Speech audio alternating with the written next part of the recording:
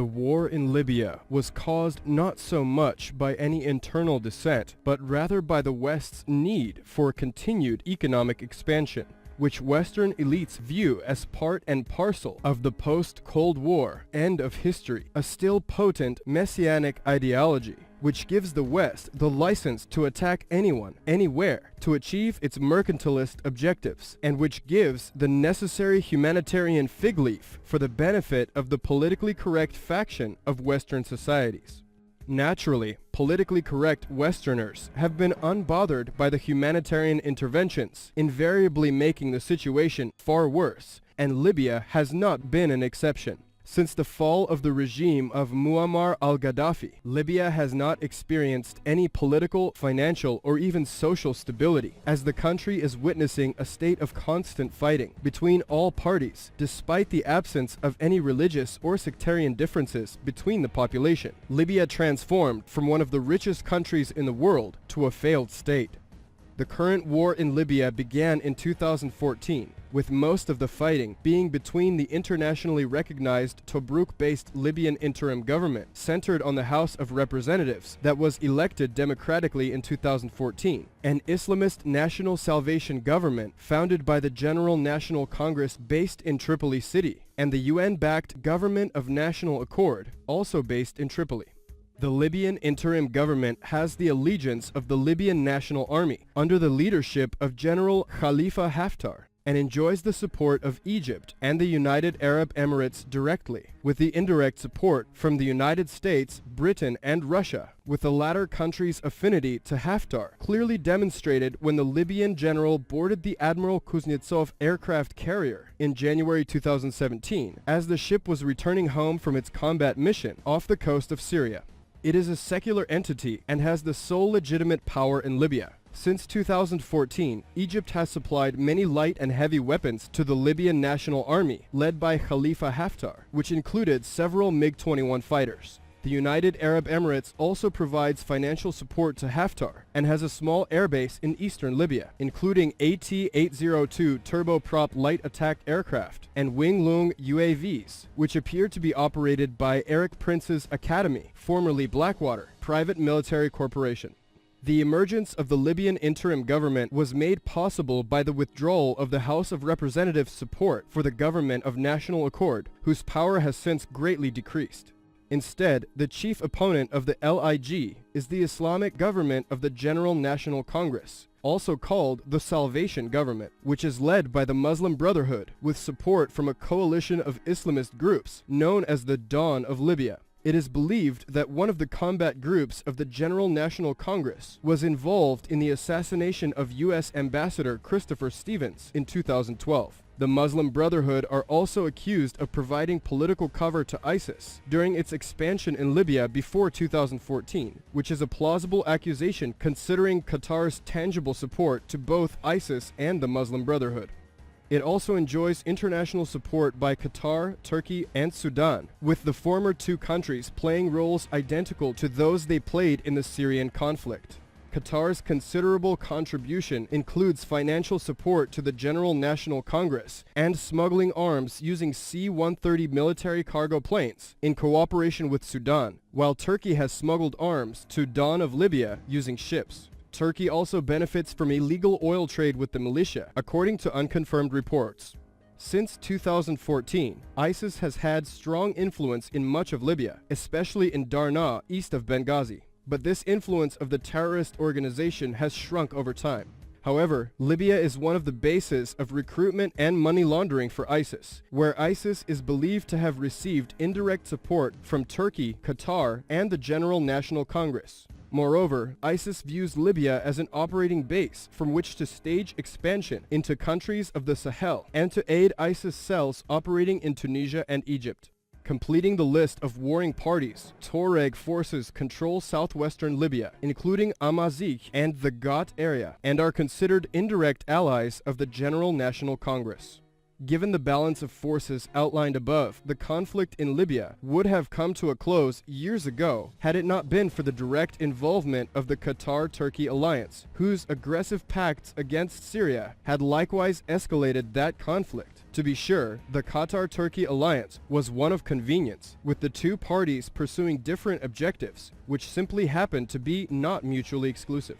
For Turkey, the aim of the game at the time was neo-Ottomanism. Both Syria and Libya are, after all, parts of the former Ottoman Empire, with the former being wrested from its grasp by the French and British at the end of World War I, and the latter falling to Italy in the Italo-Turkish War of 1911 to 1912.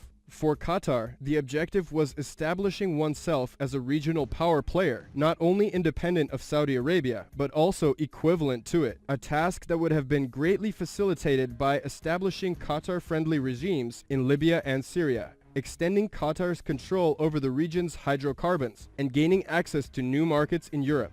That final point of the Turkey-Qatar strategy was welcomed by European factions favoring continued eastward expansion because the Qatari gas pipeline could be used as a political weapon against Russia.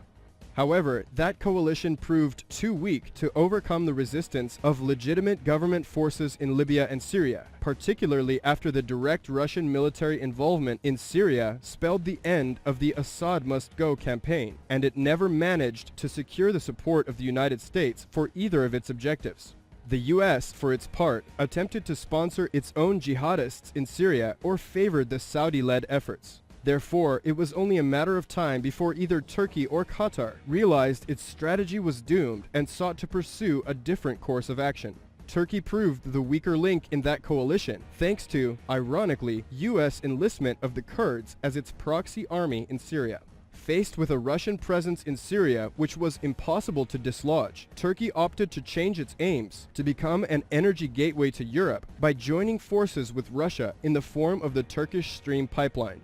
Worse, while initially the West was generally in favor of any and all forms of Arab Spring, including the Turkish-Qatari efforts in both Syria and Libya, by 2016 it was becoming clear the downsides were outweighing the positives. The refugee crisis, in particular, became a potent political issue threatening the unchallenged liberal status quo and forced a re-evaluation of the policy, lest the likes of the Front National or AfD come to power in Europe. Even the US, which did not receive a flood of Middle Eastern refugees, was affected.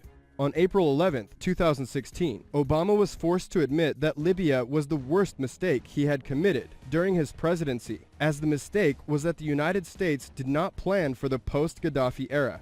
He was not doing it because of any sorrow for the citizens of countries he despoiled, but rather because the resulting chaos was now negatively affecting Hillary Clinton's chances to win. But it was Donald Trump who delivered what surely will be a fatal blow to Qatar's international ambitions, first by giving a green light to Saudi Arabia and the Gulf Cooperation Council, GCC, countries to pounce on Qatar, and then directly accusing it of sponsoring terrorism. The ensuing blockade of Qatar meant that the country's leaders would have little time or money to continue financing militants in Libya or Syria. Indeed, shortly after the Qatar blockade was imposed, the Russian military stated the war in Syria, other than the fighting against ISIS, had practically ground to a standstill. Considering that Turkey and Qatar have been the main obstacles to ending the war in Libya, Turkey's defection, followed by the US-authorized Saudi political and economic assault on Qatar, have implications not only for Syria, but also for Libya. Indeed, there are already many signs the political situation in Libya is evolving. Arguably the biggest development in recent months was the release of Saif al-Islam Gaddafi, Muammar Gaddafi's son, by a Tobruk-based militia upon a request from the House of Representatives, with Saif al-Islam Gaddafi being wanted by the International Criminal Court for alleged atrocities committed by the Libyan government during the 2011 war. The fact of his release indicates the political fortunes are now favoring the House of Representatives and Marshal Haftar, a shift also suggested by British Foreign Secretary Boris Johnson's statements in support of Haftar playing an important role in Libyan politics, and the new French President Macron's admission that the war in Libya was a major mistake. But here the Western officials seem to be following the trends rather than making them, as the root cause of the shift appears to be the sudden weakening of Qatar's positions in the region. Egypt is a clear beneficiary of that weakening and is intent on pressing its advantage to the point of pro-Sisi Egyptian media, actually advocating the bombing of Qatar. The Qatari disarray is also made apparent by LNA's recent announcement that the Qatari opposition has provided the LNA with a list of Libyan citizens who worked for Qatar's intelligence services.